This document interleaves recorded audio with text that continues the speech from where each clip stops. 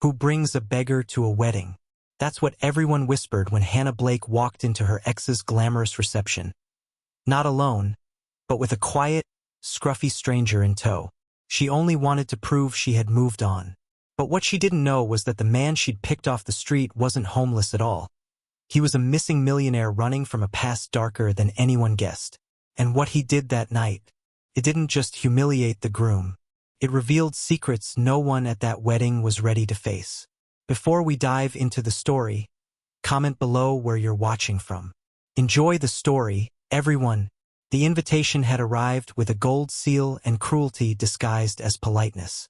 Hannah almost threw it away. Instead, she read it twice, the heavy cardstock trembling in her fingers as if it carried heat. We would be honored to have you join us to celebrate the union of Christopher Wyatt and Madeline Ashcroft. She laughed. It wasn't funny, not really, just absurd. Christopher was her ex.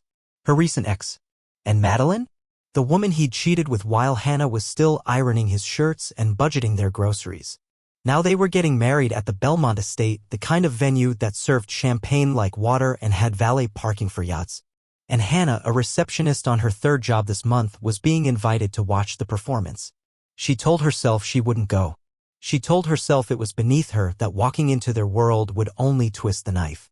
But by the time Saturday rolled around, she found herself standing in front of a mirror wearing her one good dress and whispering, "Just go. Show them you're not broken." Still, the thought of walking in alone turned her stomach. And that's when she saw him sitting on the curb near the florist shop across from her apartment building.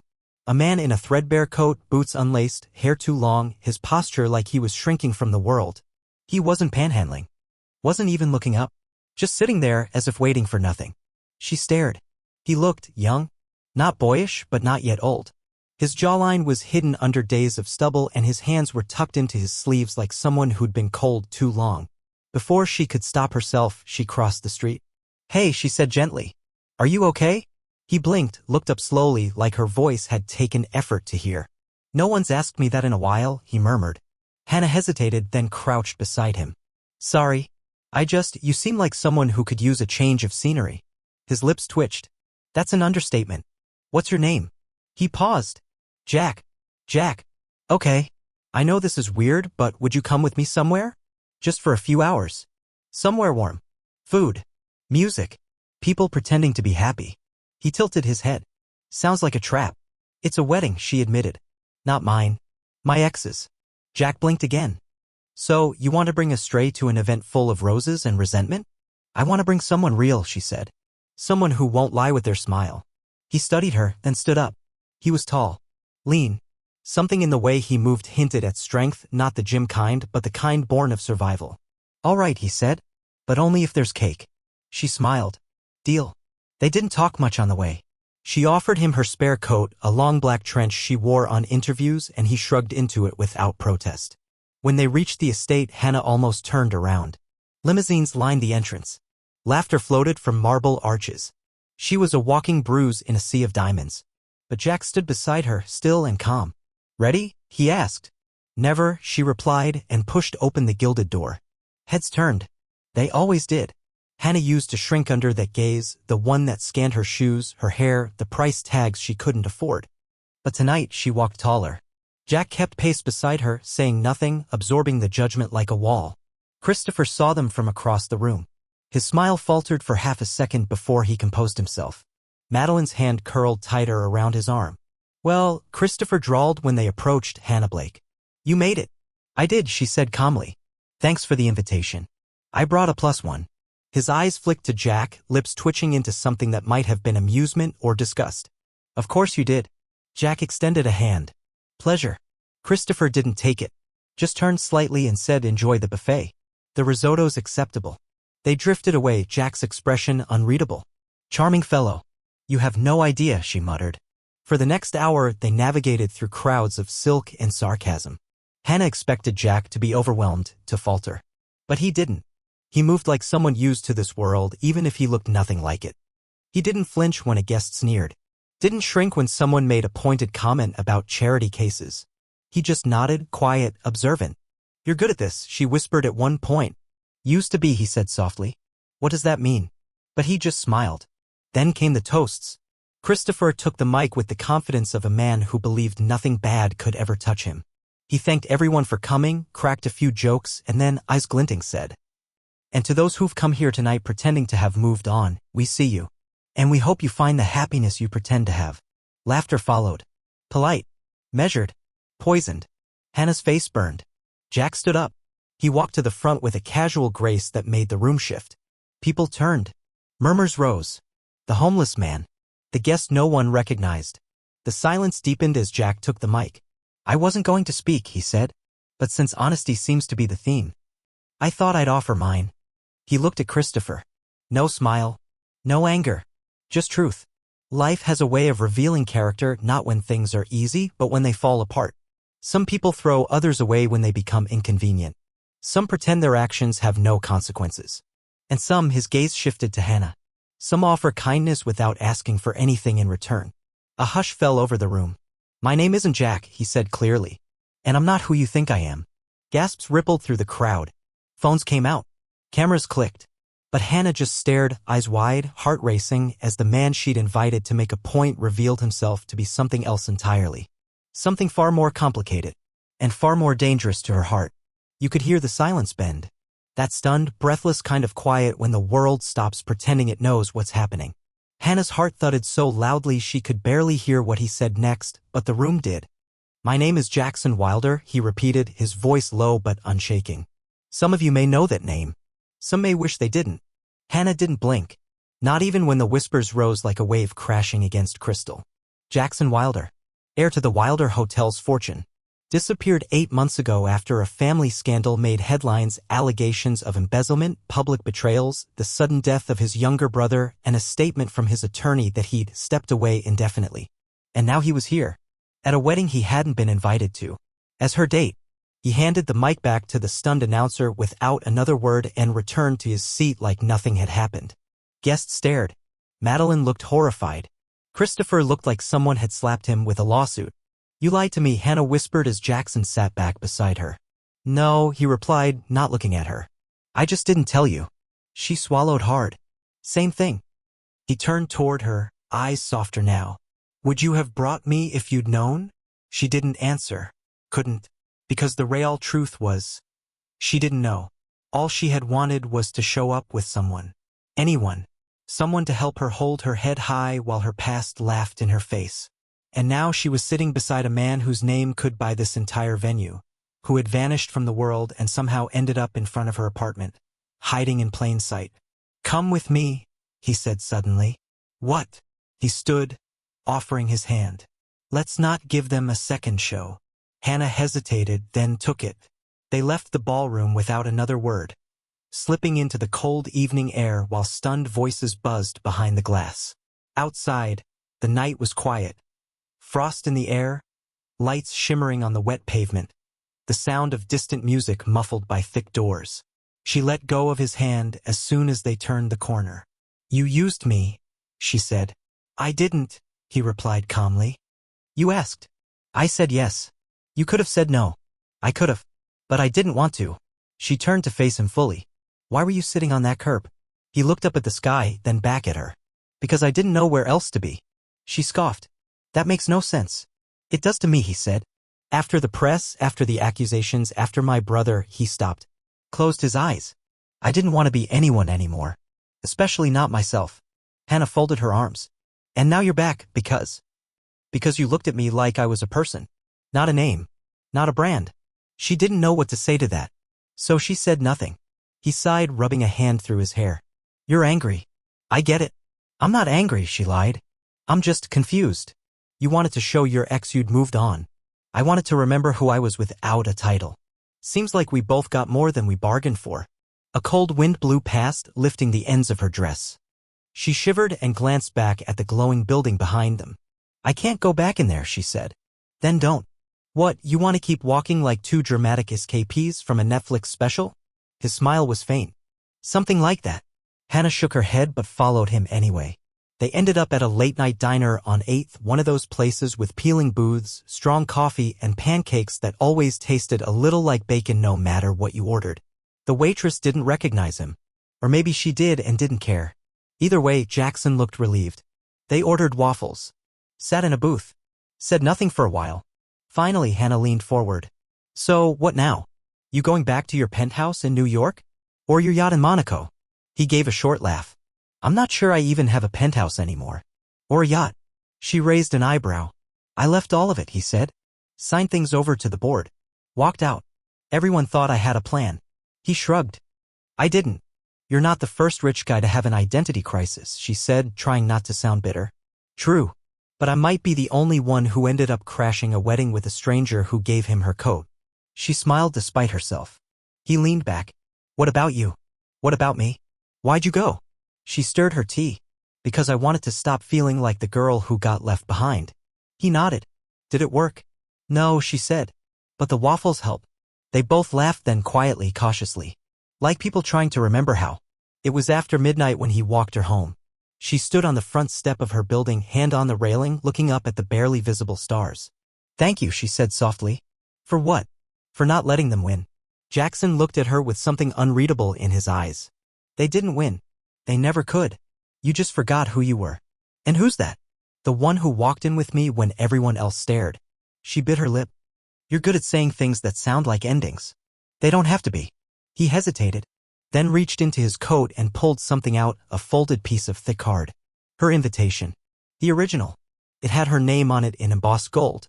I took this when you weren't looking, he said. Hope that's not weird. She stared at it, then at him. I wanted to remember how it felt when you said yes, he added. And then, without asking, he kissed her cheek, light, fleeting, a question more than a promise, and walked away before she could answer. She didn't go inside for a long time. Not until the cold had soaked through her shoes. Not until she realized she was smiling. Not until she admitted to herself that the man she'd invited as a statement had become something much more complicated. Hannah didn't expect to see him again. People like Jackson Wilder didn't circle back. They left footprints in the snow and vanished before morning, and she had already convinced herself that was what he'd done.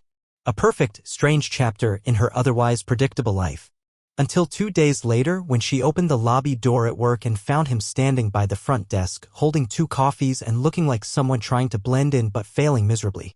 You're not exactly subtle, she muttered, walking past him toward the elevator. I brought bribery, he said, holding out one of the cups. She stopped. Took it. Sipped. Okay. You're forgiven for 30 seconds. He followed her into the elevator. I didn't know where else to go. This is a medical office building. Exactly. No one expects a Wilder in fluorescent lighting. She gave him a side glance. He looked different again, cleaner, calmer, still dressed in neutral layers that were nice enough to be expensive but casual enough to raise no suspicion. His hair had been trimmed. There was less tension around his mouth. But his eyes were still carrying something, a storm just past the surface. Why are you really here? She asked as the elevator hummed upward. He didn't answer until the doors opened. I wanted to see you, he said. Without a ballroom. Without champagne. Without lies. She turned halfway toward him, still holding the coffee he brought. You're lucky I like caffeine. I was counting on it. Hannah stepped out and didn't stop him from following. She led him to the back stairwell where no patients ever came, just a dusty window, an old radiator, and a metal landing that overlooked the city from between buildings. She sat on the ledge. He stood beside her, leaning against the wall, sipping in silence. I keep waiting for the catch, she said. You're rich, complicated, and emotionally confusing. Usually that comes with strings. No strings, he said. Just mess. She raised an eyebrow. I meant it, he added. When I said I left everything behind. The money's not what matters. It never was. Then what does? He looked at her. Knowing I'm not invisible. That when I speak, someone hears me. Hannah's throat tightened.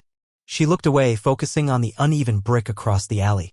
Do you want to know what I thought about the night of the wedding? She asked.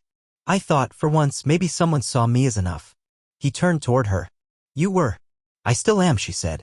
But I won't play a role in someone else's redemption arc, Jack. It's Jackson. I liked you better when you were Jack. He smiled, slow and honest. Then I'll try to earn it. For a while, neither of them spoke. The city buzzed far below. Somewhere, a car alarm wailed and pigeons fluttered across the edge of the rooftop. The radiator hissed. Come to the market with me, she said suddenly. He blinked. The market. I need groceries. And I want to know if you can survive a Saturday in public without being recognized or buying a $30 jar of olives. He looked amused. Challenge accepted. They walked together through aisles of bruised peaches, carts with wobbly wheels, and a teenage cashier with too much eyeliner and not enough patience. Jackson asked about different pasta types. She quizzed him on prices. He guessed wrong on most of them, but he never complained. And when an old woman dropped her bag in the parking lot, he was the first to kneel down, gathering apples with bare hands like it was the most natural thing in the world. That's when Hannah realized she was falling into something dangerous. Not because he was rich, not because he was famous, but because he was real. And real things break you when they leave. After the market, they sat on the bench outside her apartment with plastic bags around their feet. Hannah peeled a clementine and handed him half without asking. He took it silent. The sun was low and pale, stretching shadows across the sidewalk. "I'm not good at this," he said after a long moment. "At what?"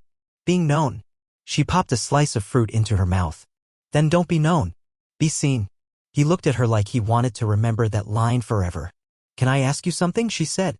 "Anything." "Did you really disappear because of the scandal?" He looked down. "Partly.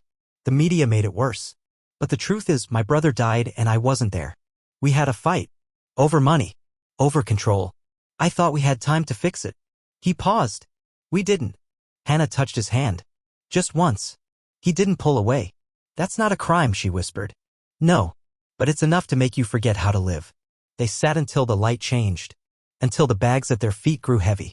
Until the silence between them stopped feeling like a pause and started feeling like a promise. And still, neither of them moved. Not yet. Not when something new was just beginning to grow. Hannah didn't hear from him for 3 days. Not a text. Not a knock. Not even a glimpse of someone tall and familiar down the street when she left for work. It wasn't like they had made promises. They hadn't even defined what this was. But the space he left behind had shape and weight now. It wasn't absence. It was missing. She didn't call. She didn't reach out. She told herself it didn't matter. Until the 4th night, when she found him sitting outside her building again. Same place she'd met him the first time. Only this time he wasn't hunched or withdrawn. He looked exhausted, yes, but purposeful. Like he had something to say and had run out of time not to say it. "You're late," she said, setting her grocery bag down. He looked up. "I know. I thought maybe you'd vanished again. New scandal. New city. I didn't want to disappear this time," he said. She stood there, arms crossed, waiting. "I've been talking to lawyers," he said. "Am I bored?" "Why?" "Because they want me back." Hannah blinked. "They offered a settlement. A restructuring. A return," he said. "All I have to do is agree to the terms, take back the public image, clean up the damage. And it would mean going back to a life where nothing is mine unless it performs." She lowered herself to the step beside him. "Do you want that?" "No," he said immediately. "But they told me something else." "What?" "That someone's been leaking photos of me." Hannah froze. "From the wedding," he added. "From the diner. From the grocery store." She turned to him slowly. "Of us?" "Yes." Her stomach tightened. "They know who I am?" "Not yet. But they will." The chill in her bones wasn't from the wind. She stood and paced a few steps before turning back. "So what happens now? You cut ties? Delete the evidence? Pretend I was part of your breakdown?" His face twisted. "Don't do that." "Do what?" "Assume this wasn't built to last?" "I didn't say that." "You didn't have to." Jackson stood too, jaw clenched. "I've been trying to protect you." "You think I haven't protected myself before?" she snapped. "I survived being cheated on, humiliated, discarded. I survived being told I wasn't enough every day for 2 years. I don't need a savior, Jackson. I need the truth." He looked at her, eyes dark. "The truth is I want you. In my life. Not as an escape. Not as a phase. I want you complicated, sharp, and terrifyingly honest. But I'm scared that if I pull you into this, it'll burn you. And I can't watch someone I care about get destroyed because of me." The words hit hard. Not because they hurt, but because they didn't. They healed something. For the first time, Hannah saw past the headlines and family name and broken legacy and saw the boy beneath. The one who had no idea how to be loved unless he was earning it. So she stepped closer. Not to forgive. Not to promise. Just to be there.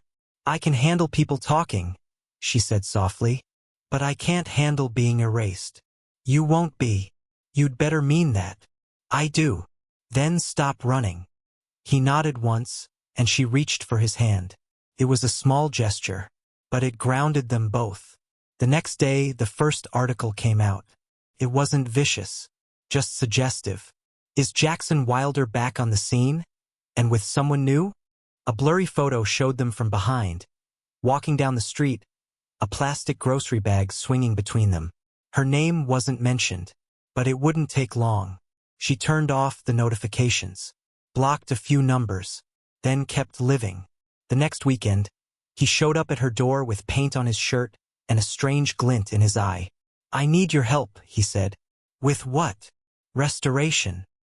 He drove her out of the city, past bridges and fields and winding roads until they reached an old house with vines on the fence and a creaking porch. It looked like it had once been beautiful and still could be under the dust. "This was ours," he said, unlocking the door. "My mother's. We lost it after she died." Hannah stepped inside slowly. The air smelled like wood and memory. "I bought it back last month," he said. "It felt right, like the only thing I wanted to reclaim." She turned in the doorway. "Why me?" He looked confused. "Why bring me here?" she asked. "Why let me see this?" "Because you don't look at my life like a price tag," he said. "And because you'd tell me if it was stupid to rebuild. It's not. Good." For the rest of the afternoon, they swept, dusted, cleaned. He patched up a broken window. She took down old curtains. They didn't talk much. Just did. And it was the first time since the wedding that Hannah felt like the world had stopped spinning long enough for her to catch her breath. That night, they lay on the floor of the empty living room, staring at the cracks in the ceiling. "I want to build something that lasts," he said suddenly. "With me. With anyone who's willing to stay when the headlines fade." She rolled onto her side. "I'm not going to be a secret forever." "You're not. I need to know this is real." He looked at her. No hesitation. "It is." And in that stillness, between dust and dusk and the sound of wind outside, she believed him.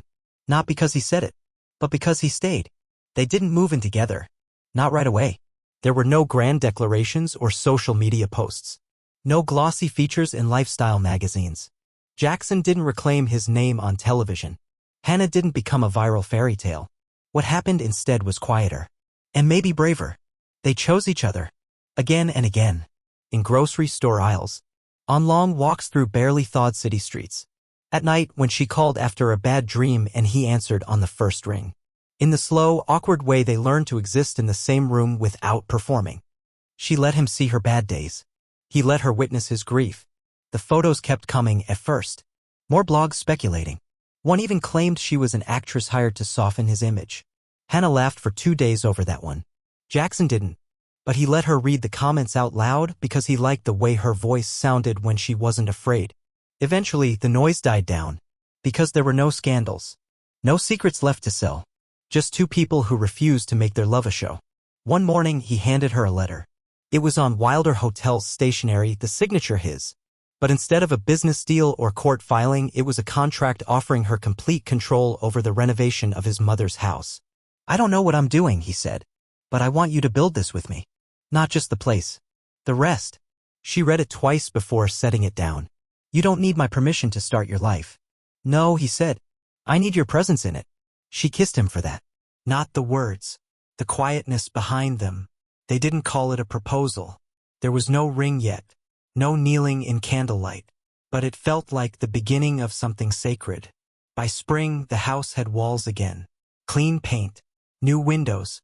A couch Jackson built with his hands and a bookshelf she filled with dog-eared paperbacks and found things from weekend markets. On the mantel stood one frame. A photo she didn't know existed until he gave it to her on her birthday. It was from the night of the wedding. Not the reception. The diner. They were sitting across from each other. She mid-laugh. He watching her with a look that said everything long before he ever did. "It's blurry," she said. "It's honest," he said. That became the word they returned to. Again and again. Honest. Not perfect. Not flawless. Just true. One evening, while she was folding laundry in a t-shirt that used to be his, Jackson appeared in the doorway holding a dusty old record player he found in the attic. "Dance with me," he said. "There's no music. We'll hum." She rolled her eyes, but stepped into his arms. They swayed there in the unfinished living room, spinning slowly on creaky floorboards with socks slipping on the wood. She hummed something soft. He joined her on the wrong key. And somewhere in the middle of it, she rested her head on his chest and realized she no longer waited for the other shoe to drop. He wasn't running anymore. And neither was she. Weeks passed. then months. She finished her first full illustration commission, a children's book for a local nonprofit. He sat with her through the edits, helped pick paper samples, and made waffles the night before her submission deadline. She still had her apartment in the city, still worked her day job. But the house outside town, it became theirs. On a warm day in July, he took her to the garden they had cleared behind the house. Rows of seedlings now grew crooked and green, still messy, still alive. "I planted something for you," he said. She turned, expecting flowers. Maybe a bench. But it was a tree. Just a sapling. Barely taller than her waist. "Too small for shade," she said. "Too new for fruit," he added. "Then why?" "Because it'll still be here long after people forget who I was. And maybe, if we're lucky, someone will sit under it and fall in love the way we did, slowly, stubbornly, without meaning to." She reached for his hand. "I'm not going anywhere," she said. "I believe you," he whispered. That night, while cicadas hummed and the porch light flickered overhead, they sat in silence watching the stars, the same stars he once feared would never be his to wish on again. Hannah leaned against him, breath steady. And he knew this wasn't a redemption arc. This was a life. And for the first time since everything fell apart, Jackson Wilder wasn't trying to escape it. He was building it with her. Exactly like this.